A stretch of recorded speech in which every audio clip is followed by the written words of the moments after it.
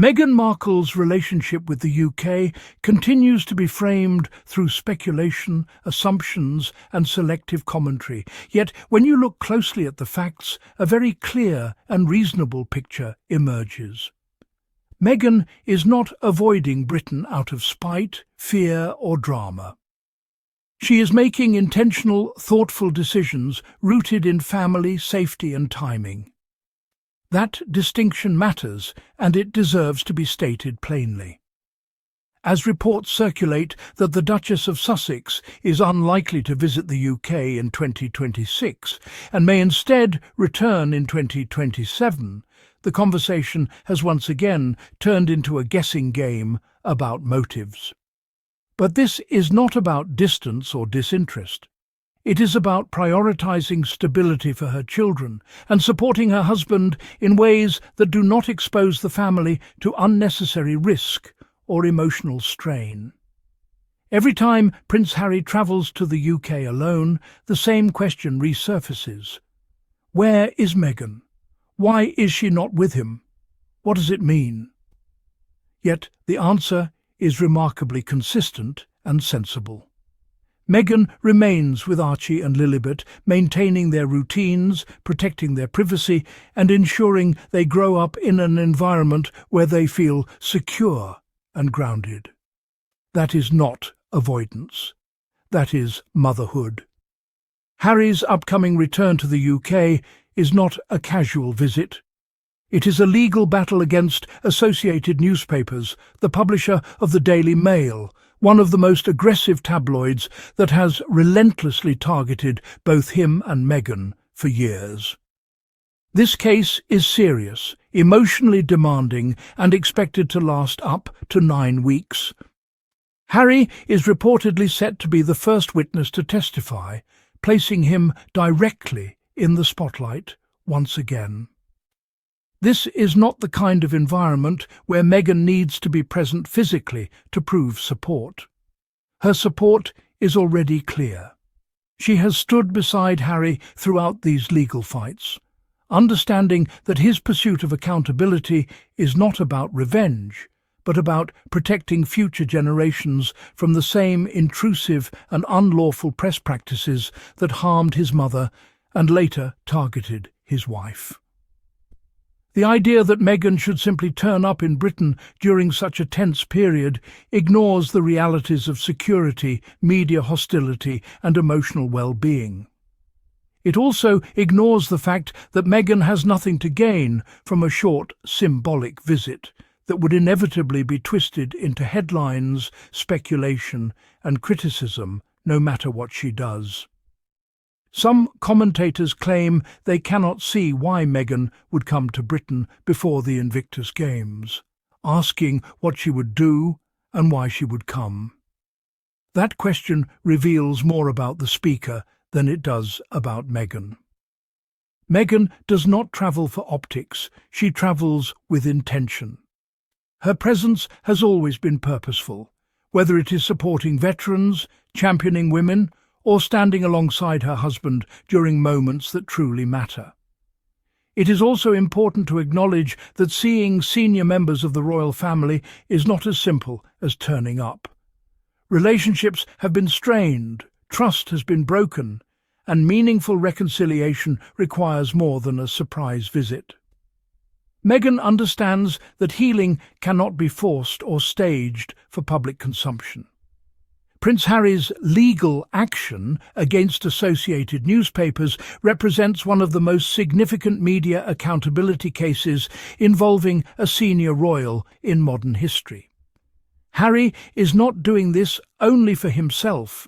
He is doing it for his family and for others who have been harmed by unlawful press behaviour.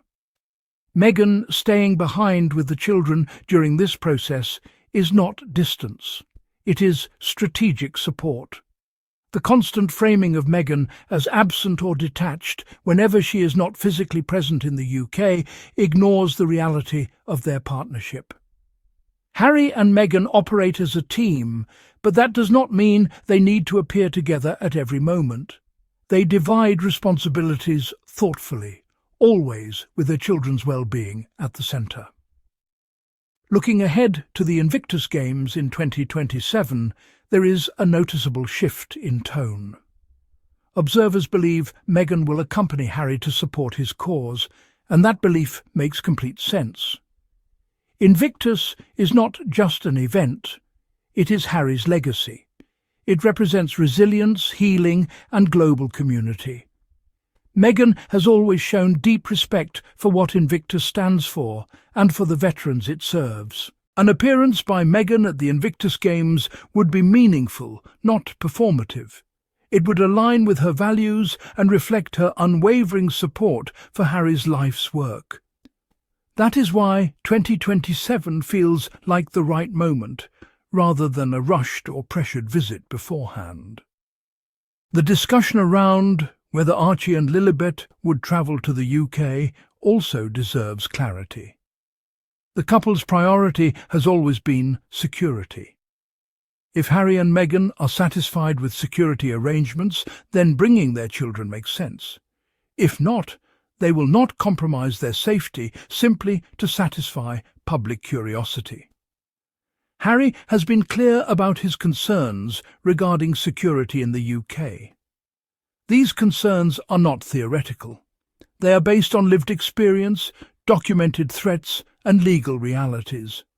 Meghan shares these concerns, especially as a mother who has already endured intense hostility from sections of the British press. It is worth remembering that Meghan's last experiences in the UK were marked by relentless scrutiny and a lack of institutional protection.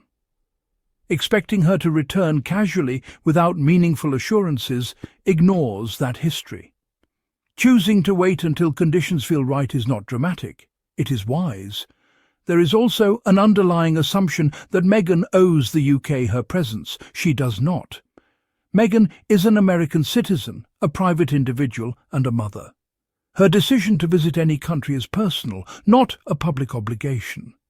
Harry, on the other hand, continues to return when necessary, whether for legal matters, charitable commitments, or family events. That balance reflects their shared understanding of roles and responsibilities. Meghan anchoring their home life while Harry navigates these high-pressure moments is a sign of strength, not separation.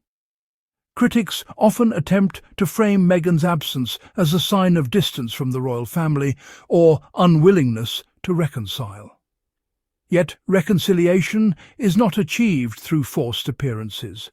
It is built through accountability, respect, and genuine change. Meghan stepping back from situations that could reopen wounds does not mean she is closing the door on healing. The Sussexes have consistently shown that they move at their own pace, guided by values rather than external pressure. Whether it was stepping back from royal duties, speaking out about mental health, or challenging media abuse, they have chosen the harder path in pursuit of long-term well-being. Meghan's approach to the UK fits that pattern. She is not rushing back to satisfy headlines. She's choosing moments that align with purpose, safety, and emotional readiness. The Invictus Games offer that alignment in a way few other events do. When Meghan does return, whether in 2027 or beyond, it will not be because she was pushed or guilted into it. It will be because the timing is right for her, for Harry, and for their children. That matters more than any commentator's opinion. The focus on dates and timelines can distract from the bigger picture. Harry and Meghan are building a life defined by intention rather than obligation. They are raising their children away from chaos. They are pursuing justice through the courts. They are continuing service on their own terms. Meghan staying in the US during Harry's legal proceedings is not a rejection of the UK. It is an affirmation of her role as a mother and a partner. Harry knows this. Their bond does not depend on physical proximity during every challenge. As the trial unfolds and attention intensifies, It is worth remembering that Meghan has already paid a heavy price for simply existing in the public eye. Choosing to step back during a hostile and stressful period is not weakness. It is self-respect. In 2027, if Meghan walks alongside Harry at the Invictus Games in Birmingham, it will symbolize something powerful. Not a return to old roles, but a forward-facing commitment to service, family, and healing. That moment will not need justification. Until then, the noise will continue, but the Sussexes will keep doing what they have always done, making decisions quietly, deliberately, and with love at the centre. And that, more than any speculative headline, tells you everything you need to know.